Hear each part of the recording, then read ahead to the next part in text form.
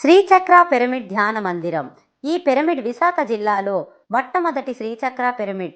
ఈ పిరమిడ్ని గండిబోయిన సూరిబాబు గారి కుమారుడు గండిబోయిన చంద్రశేఖర్ గారు నిర్మించడం జరిగింది.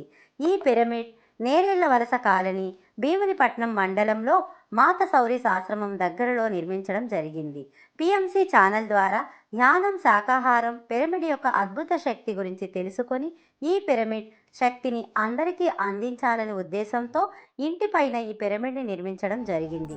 2024 డిసెంబర్ 19న spiritual tablets founder doctor GK గారి ఆధ్వర్యంలో 100 మంది పిరమిడ్ మాస్టర్లతో ఘనంగా ఈ పిరమిడ్ ప్రారంభోత్సవం జరిగింది.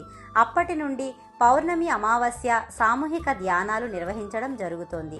అలాగే దేవాలయాలే ధ్యానాలయాలలో భాగంగా నేరేళ్ల వలస కాలనీలో ఉన్న సంపత్ వినాయక ఆలయంలో ప్రతిరోజు 1 గంట ధ్యానము మరియు 1 గంట పత్రిజీ జ్ఞానబోధ ప్రొజెక్టర్ ద్వారా ప్రదర్శించడం జరుగుతోంది.